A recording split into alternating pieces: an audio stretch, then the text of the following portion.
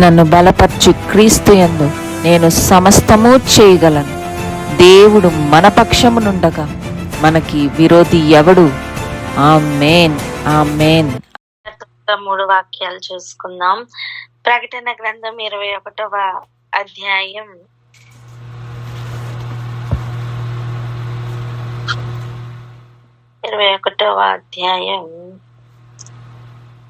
6వ వచనం మొదటిగా చదువుదాం, తర్వాత 27 చదువుదాం, తర్వాత 22వ అధ్యాయంలో 6వ మాట చదువుదాం.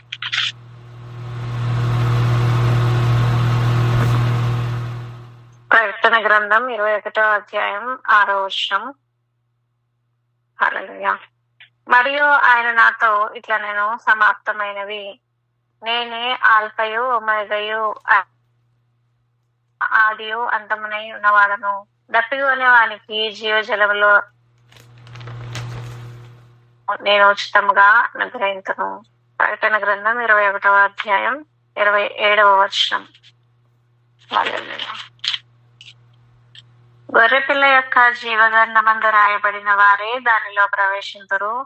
గాని నిషిద్ధమైనదేదైనను, అసహ్యమైనదే దానిని, అబద్ధమైన దానిని జరిగించేవాడైనను దానిలోనికి ప్రవేశింపడు. ప్రకటన గ్రంథం 22వ అధ్యాయం 6వ వచనం. మరియు ఆ దూత ఇలాగ నాతో చెప్పెను, ఈ మాటలు నమ్మకములను సత్యములై ఉన్నవి. ప్రవక్తల ఆత్మలకు దేవుడగు ప్రభువు త్వరలో సంభవింపవలసిన వాటిని తన దాసులకు చూపుటకై తన దూతను పంపెను. హల్లెలూయా. ఆమేన్. మొట్టమొదటిగా మనం ఈ సంగతులన్నీ చూస్తూ ఉన్నప్పుడు మనకు అనిపించవచ్చు ఎలాగోలాగా వెళ్ళిపోతామని. ఎలాగోలాగా వెళ్ళే ప్రణాళిక కాదు ఇది. నిషిద్ధమైనది గాని, అసహ్యమైనది గాని, లేదా అసహ్యమైన దాన్ని, అబద్ధమైన దాన్ని జరిగించు వానిని గాని లోపలికి రానియ్యరట.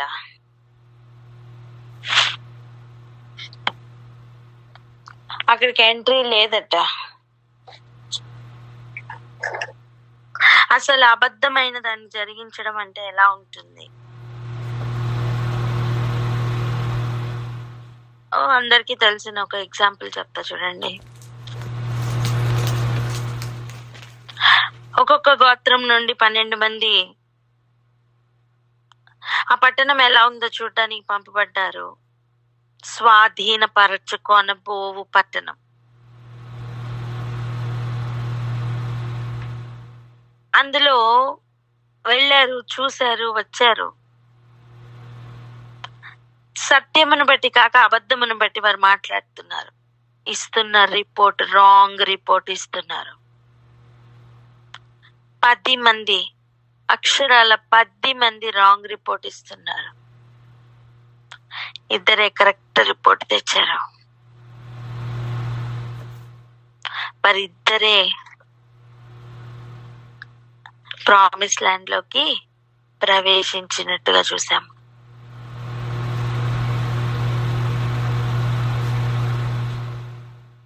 అప్పుడు వారు అనుసరించినది గాని, వారు జరిగించినది కానీ ఎంత వ్యత్యాసం ఉందో ఇప్పుడు ఆలోచన చేద్దాం. మిగిలిన 10 మంది తెచ్చిన రిపోర్ట్ రాంగ్ రిపోర్ట్.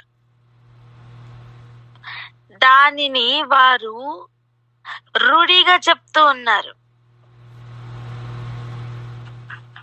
అంటే అసహ్యమైన దాన్ని, అబద్ధమైన దాన్ని జరిగిస్తున్నవారు అంటే మనం అనుకోవచ్చు ఏదో పాపం చేసేస్తున్నారనో, లేకపోతే ఏదో అనుకోవచ్చు.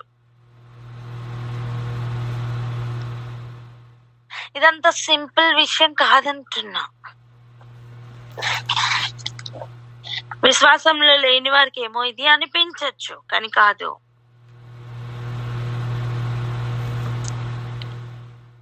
ప్రామిస్ ల్యాండ్ అని చెప్పి, వాగ్దాన దేశం అని చెప్పిన దేశంకు ప్రవేశించడానికి మధ్యలో ఎన్ని టెస్ట్లు ఉన్నాయో ఒకసారి చూడండి. దాసుల గృహం నుంచి విడిపించబడడం పెద్ద మ్యాటర్ అయితే, మధ్యలో ఆజ్ఞల మార్గంలో ప్రయాణం చేయడం ఒక పెద్ద ఇష్యూ అండి. ఊరికేనే ఏమి హక్కుదారుడిగా చేయట్లా.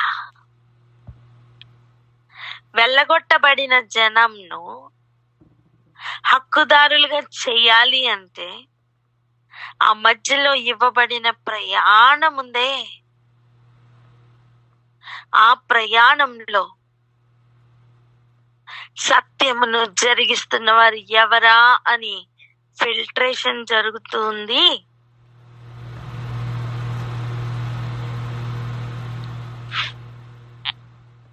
అనుకున్నది చెప్పడం కాదు. 10 మంది ఇస్తున్న రిపోర్ట్ ఒకసారి ఆలోచించండి. వాళ్ళు ఏమైనా తప్పు చెప్పారా? అనాకీల్ని అక్కడ చూడలేదా? చూసారా లేదా చెప్పండి. చూశారు. భయపడడం అనేది సహజంగా ఎవరికైనా జరిగేదే కదా. సమర్థించుకుంటున్నాం. వాళ్ళు చెప్పింది నిజానికి కరెక్టే. మరి ఏంటి విషయం? ఒకసారి ఆలోచించండి. నిన్ను భయపడవద్దు అని చెప్తున్నారు అంటే అక్కడ భయపడే సిచ్యువేషన్స్ ఉంటాయనేగా.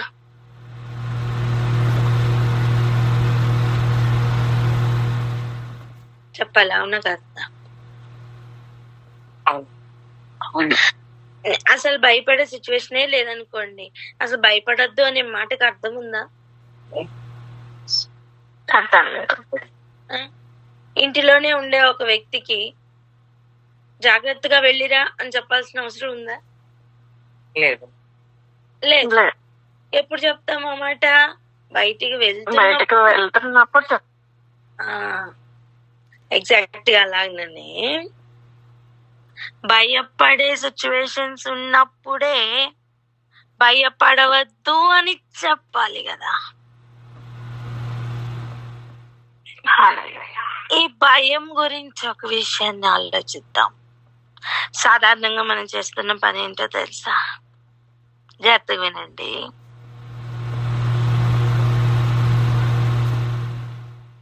మనం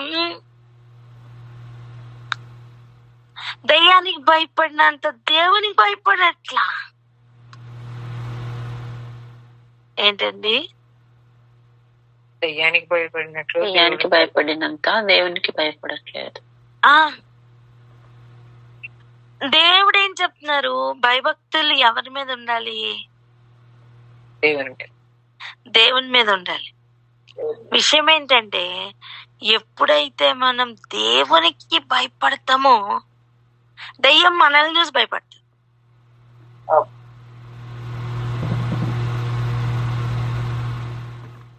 ఇక్కడ ఏం జరుగుతుందంటే, దేవుడు ఎక్కడ ధైర్యంగా ఉండమన్నారో అక్కడ ఉండకుండా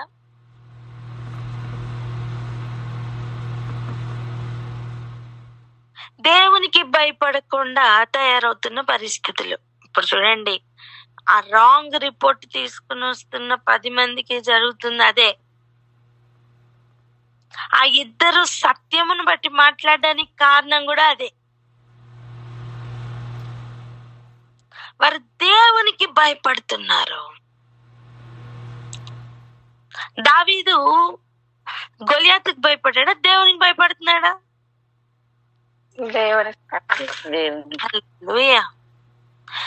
దేవునికి భయపడినప్పుడు అర్థం సత్యమునకు భయపడినప్పుడు, లేదా సత్యమును ప్రేమిస్తున్నప్పుడు అబద్ధమునకు భయపడవలసిన అవసరం లేదు. అబద్ధమునకు లొంగవలసిన అవసరము లేదు.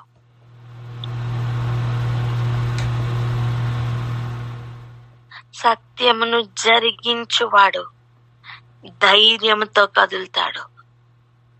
సత్యంను జరిగించేవాడు నిబ్బరం కలిగి ఉంటాడు.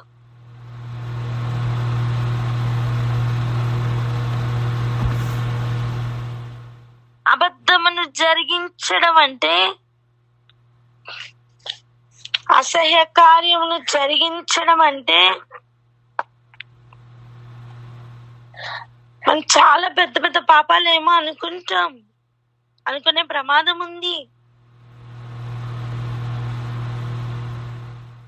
భూమి మీద ఉన్న యెరూషలేమును వాగ్దాన దేశంగా ఇస్తున్నప్పుడే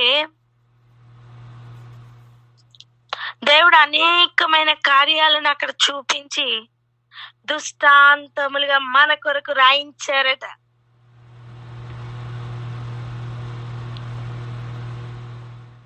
బాబు ఇలా చేస్తే ఇలా అవుతుంది, ఇలా చేస్తే ఇలా అవుతుంది అని ఎగ్జాంపుల్ గా మన కోసం రాయించారట.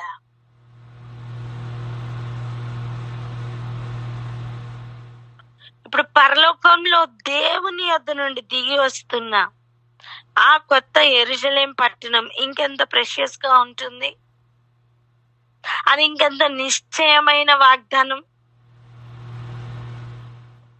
అప్పుడు దాన్ని స్వతంత్రించుకోవడానికి హక్కు గలవారమై మారాలి అంటే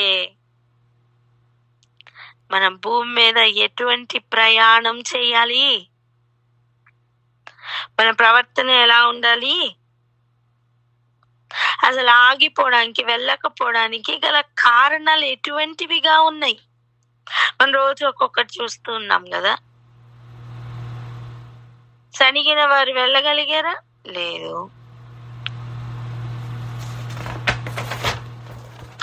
సంహార దూతతో ఎలా నాశనం అయిపోయారో చూసాం. ఇలా ఈరోజు ఈ విషయాన్ని ఆలోచిద్దాం.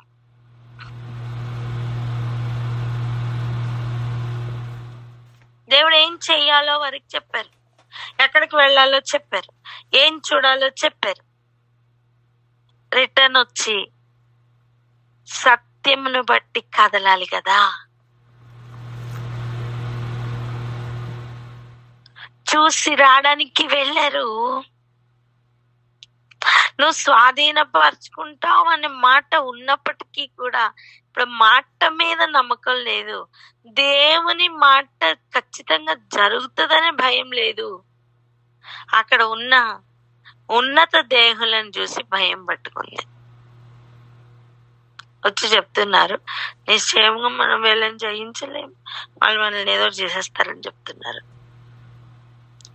అబద్ధమైనది జరిగిస్తున్న లెవెల్ అది. ఎంతమందికి అర్థమవుతుంది?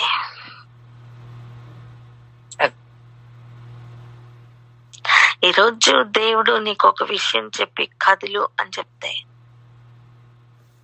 నేను భయపెట్టడానికి ఉన్న సిచ్యువేషన్స్ కి ముందుగా ఆయన చెప్పి ఉన్నారు, నువ్వు భయపడకు అని.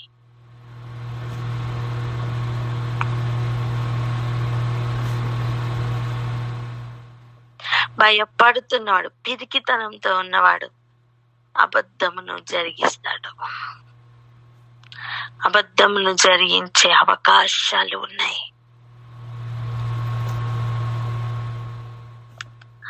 దేవునికి భయపడవారు సత్యమును జరిగించే అవకాశం ఉంది.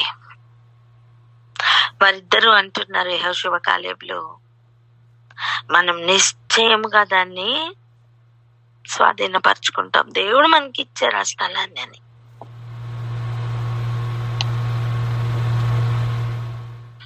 ఆఖరికి జనసమూహం చంపడానికి కూడా బయలుదేరారు తెలుసా.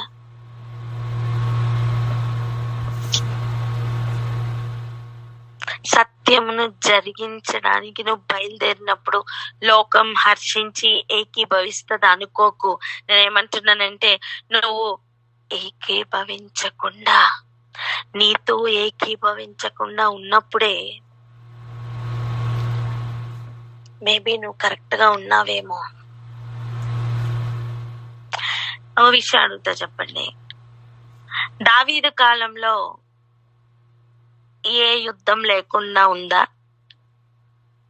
తన కుమారుడైన సొలొమోన్ కాలంలో ఏ యుద్ధాలు లేకుండా అలా ప్రశాంతంగా ఉందా? చెప్పండి. కాలంలో ప్రశాంతంగా సొలొమోన్ కాలంలోనే ప్రశాంతంగా ఉంది. తను అంటాడు, తను కూడా తను స్వయంగా నోటితో ఒప్పుకుంటున్నాడు. ఏమని? నా తండ్రి కాలంలో యుద్ధంలో అయితే జరిగాయి, కానీ నా కాలంలో నెమ్మది సమాధానం ఉంది అని. కానీ ఒక్కసారి ఆలోచించండి,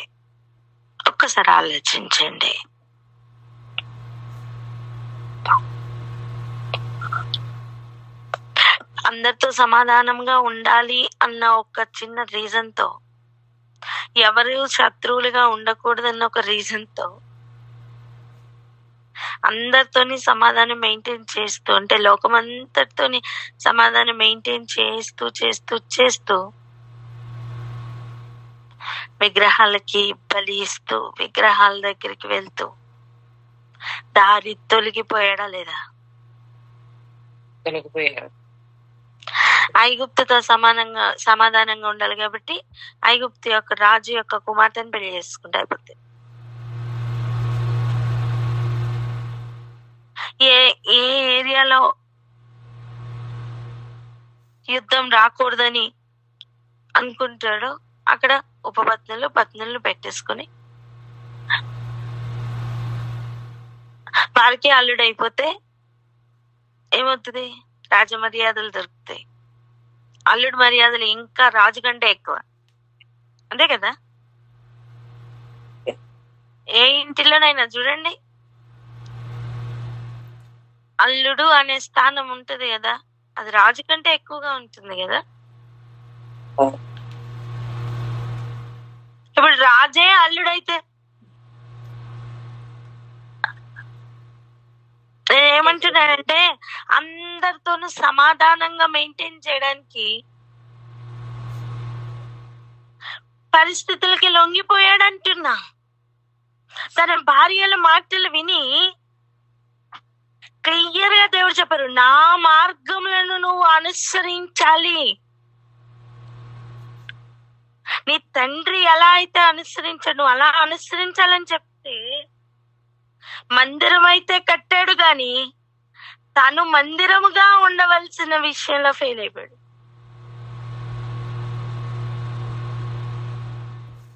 ఈ లోకంతో సమాధానంగా ఉండే ప్రయత్నంలో దేవునితో విరోధంగా మారిపోయాడండి. దావీదు ఒకసారి చూడండి, మొత్తం యుద్ధాలే, ఎప్పుడు రక్తపాతమే. నువ్వు నా కొరకు మందిరం ఎలా కడతావు అని అడిగారు ప్రభు కదా. కానీ దావీదు ఆయనకి హృదయానికి దగ్గరగా, హృదయాన్ని అనుసరిస్తూ బ్రతికిన ఒక బ్రతికిన స్వయంగా దేవుడే సాక్ష్యం ఇస్తున్నారు. ఏ జీవితం అంది నిన్నప్పండి రోషంతో ఉన్న, యుద్ధములు జరిగిస్తున్న, దేవుని కొరకు ఆశ ఉన్న ప్రాణం. ఎంత చక్కటి మాటలండి. నీ సన్నిధిలో నాకు ఉండిపోవాలనిపిస్తుంది.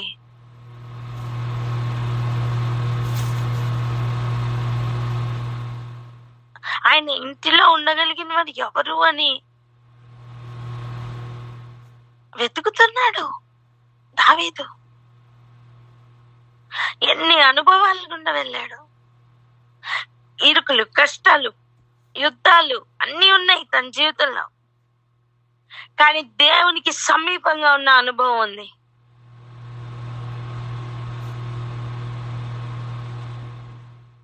అబద్ధమును జరిగించడానికి ఎక్కువ పరిగెట్టాడా, సత్యమును జరిగించడానికి ఎక్కువ పరిగెట్టాడా దావీదు? చెప్పాలి. సత్యం జరిగించడానికి.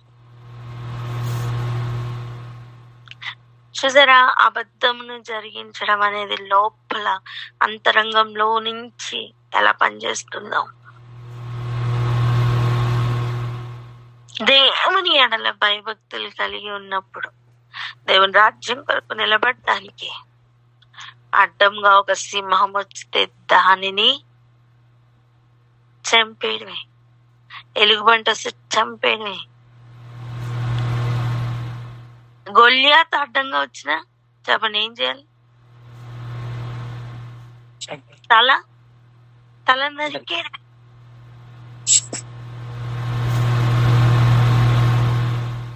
ఒక రోషంతో కదులుతున్నాడు. ఆ ఫిలిస్తీన్లు మాట్లాడుతున్న మాటలకి ఈ సున్నతి లేని ఫిలిస్తీన్లు ఏం మాట్లాడుతున్నాడని కోపం వచ్చింది. అక్కడ 10 మందికి అనాకీల్ని చూసినప్పుడు భయం వేసింది. కానీ సత్యమును జరిగిస్తున్న ఇద్దరికి వాళ్ళని చూస్తే భయం వేయలా. దేవుని మాట, దేవుని వాగ్దానం, సత్యమైన మాట వారి హృదయాల్లో నాటుకుపోయింది. మరి దాన్ని నమ్ముతున్నారు. ఖచ్చితంగా దీన్ని మేము స్వాధీనపరుచుకుంటాం, మీరు ధైర్యం తెచ్చుకోండి అని ప్రజలతో వాళ్ళు మాట్లాడుతున్నారు. ప్రజలు ఏమి వెంటనే ఒప్పుకొని అవును అని చెప్పి సత్యమును జరిగించడానికి ఏం బయలుదేరలా.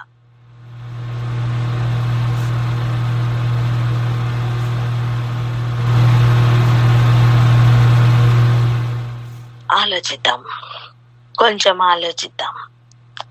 ప్రస్తుతం మనం భూమి మీద ప్రజెంట్ ఉన్నాం. ప్లే గ్రౌండ్ లో ఇప్పుడు ఆటగాళ్ళు ఎవరు? మనమే. ఇంతకు ముందు ప్లే గ్రౌండ్ లో ఇలా ఆడారంట అని చెప్పి రికార్డింగ్ క్లిప్పింగ్స్ చూస్తున్నాం మనం బైబిల్లో, అంతే. కానీ బ్యాట్ పట్టుకొని ప్రస్తుతం పిచ్ లో ఉన్నది ఎవరు? మనమే.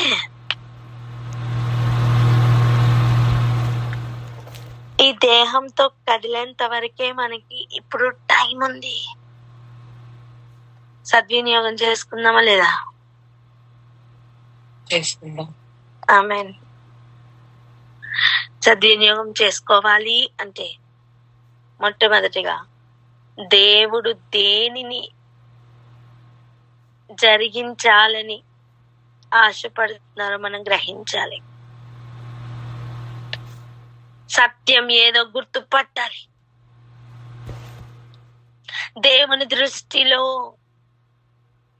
ఏది మేలైనదో ఏది కీడైనదో మనం గుర్తుపట్టాలి. దేవునికి ఏది ఇష్టమో దేవునికి ఏది అసహ్యమో గుర్తుపట్టాలి.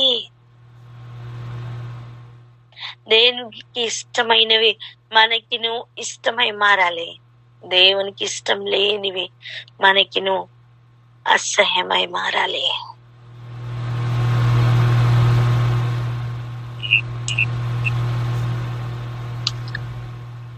యెహోవా యందు భయభక్తులు కలిగి ఉండుట దేనికి మూలము?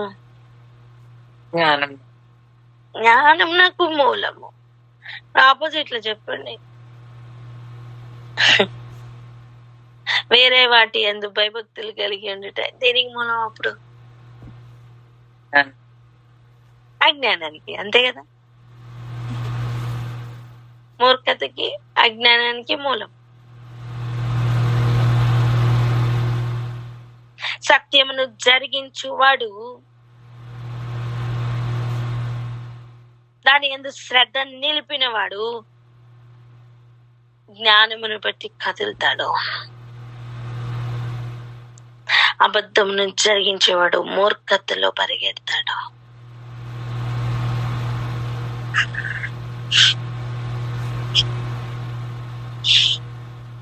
నా మాటలు నమ్మకమైనవి, సత్యమైనవి రాయండి అని చెప్తున్న దేవుడు సంభవింపపు వాటిని ఆయన దూత ద్వారా తెలపడానికి ఆయన పంపించి ఉన్నారట. నీకు ముందుగానే గైడెన్స్ ఇస్తారు. అసహ్యమైన దాన్ని జరిగిస్తావా, అబద్ధమైన దాన్ని జరిగిస్తావా, సత్యమును బట్టి కదులుతావా అని 2 ఆప్షన్స్ నీ చేతికి అప్పగించారమ్మా. ఎలాగైతే జీవం మరణం 2 ముందు పెట్టి ఏ మార్గంలో వెళ్తావు వెళ్ళు అని దేవుడు ఒక ప్రయాణాన్ని ఇచ్చారు. ఇప్పుడు మన ముందు కూడా ఒక ప్రయాణం ఉంది. సత్యం అబద్ధం మన ముందు పెడుతున్నారు. రెండింటినీ బ్యాలెన్స్ చేసేస్తాను అనుకున్నా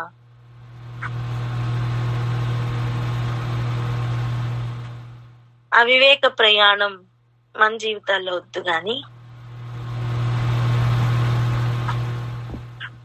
ఆలోచన చేద్దాము.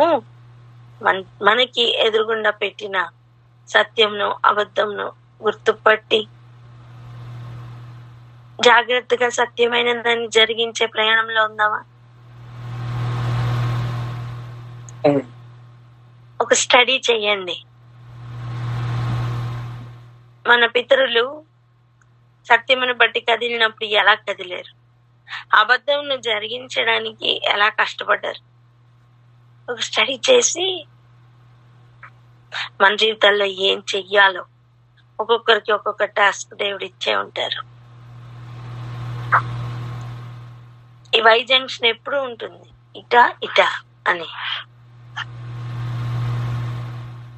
అటు ఇటు తిరుగుతున్న వాడు ఉన్నంత వరకు ఇటా ఇటా అనే ఒక వై జంక్షన్ ఉంటూనే ఉంటుంది. అందుకే దేవుడు అసలు రాత్రిగా ఎన్నడూ లేదు అని చెప్పి దానిని పూర్తిగా తీసి ఇది మాత్రమే అన్నట్లుగా ఉంచే రోజుకి మనం వెళ్ళాలి అంటే ఇప్పుడు ఆ వై జంక్షన్ లో నించుని ఏది సత్యమైన మార్గమో గుర్తుపట్టే పనిలో ఉండాలి. తప్పదు. హక్కుదారుడై మారాలా వద్దా?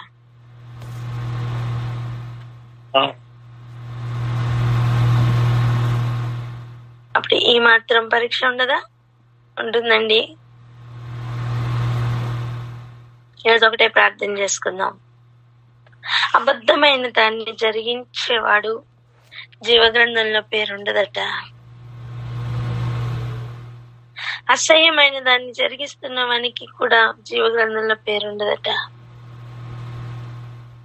సో మన జీవితంలో అసహ్యమైన దాన్ని ఎలా గుర్తుపట్టాలి? ఆయన జ్ఞానం అడుగుదాం. ఆయన మాటను బట్టి కదలడము అంటే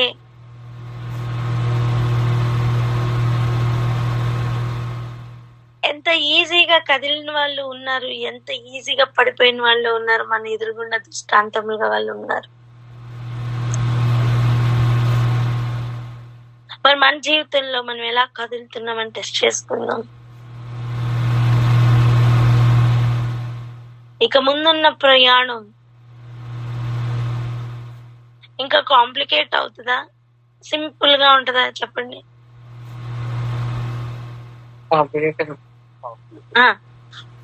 ఎలా అడుగుతాను, అంత్యదినములలో అపాయకరమైన కాలంలో వచ్చును అని చెప్పారు కదా ప్రభు. సో ఇప్పుడు అంత్యదినాల్లో మనం ఉన్నాం కదా, ఈ కాలంలో ఇంకా అపాయకరంగా మారుతాయా లేకపోతే చాలా సేఫ్ గా ఉండబోతున్నాయా? సంవత్సరం వెంబడి సంవత్సరం గతిస్తుంది కదా, అపాయం పెరుగుతుందా తగ్గుతుందా చెప్పండి? అపాయం పెరుగుతుంది.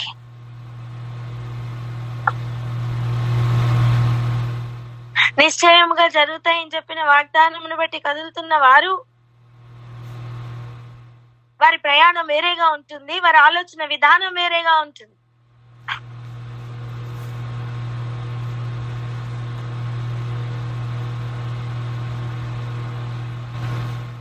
సత్యమును బట్టి కదులుతున్న వారి ప్రయాణం వేరే ఉంటుంది.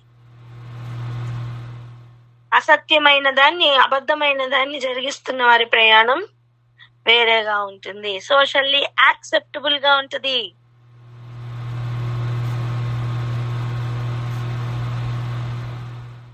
కరెక్టే కదండి అనిపిస్తుంది.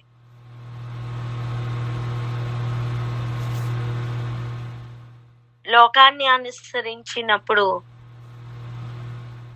లోకాన్ని అనుసరించి చూస్తున్నప్పుడు లోకాన్ని అనుసరించడమే కరెక్ట్ అనిపిస్తుంది. దాన్ని దాటి సత్యమును జరిగించడానికి వెళ్ళాలి అంటే ఒక అడుగు దాటి వెళ్ళాల్సిందే. ఉమా చెప్పనా, నార్మల్ గా భూమి మీద కూర్చున్నవాడు గురుత్వాకర్షణ శక్తిలో చక్కగా కూర్చుంటాడు. కానీ లేచి ఒక అడుగు వెయ్యాలి అంటే కొన్ని ఎఫర్ట్స్ కావాలి.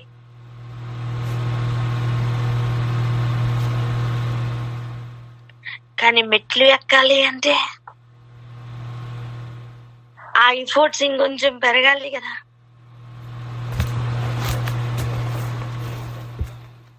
దానిని విడిచి ఇంకొక అడుగు వేస్తున్న అనుభవం కావాలి కదా.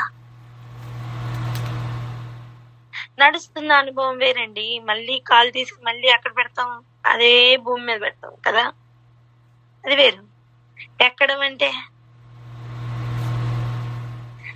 ఆ కింద స్థాయిని విడిచి ఇంకొక అడుగు వేయాలా.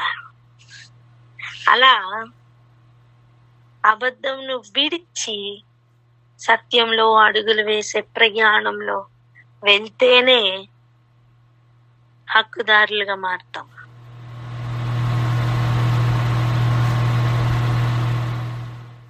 ఈ ప్రయాణంలో ఇది ఖచ్చితంగా అబద్ధం, ఇది ఖచ్చితంగా నీచం, ఇది ఖచ్చితంగా సత్యం అని గుర్తుపట్టగలగాలి. దానికి దేవుడు నడిపిస్తున్న ప్రత్యేకమైన మార్గంలో వెళ్ళవలసిందే.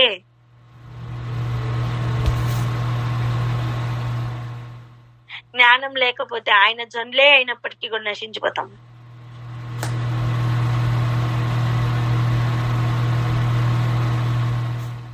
ప్రార్థన చేసుకుందాం. దేవుని మాటను బట్టి ఎలా కదలాలో, దేవుని వాగ్దానమును ఆధారం చేసుకుని మన పితరులు ఎలా కదిలేరో మా జీవితంలో మేము ఏం చేస్తున్నామనే సెల్ఫ్ చెక్ ని చేసుకుంటూ ముందుకు కదిలే కృపను ఆయన అనుగ్రహిస్తూ మరి ఒక దినం మన జీవితంలో ప్రవేశపెట్టారే, దీన్ని సద్వినియోగం చేసుకుందాం. దాని కొరకే ప్రార్థన చేసుకుందాం.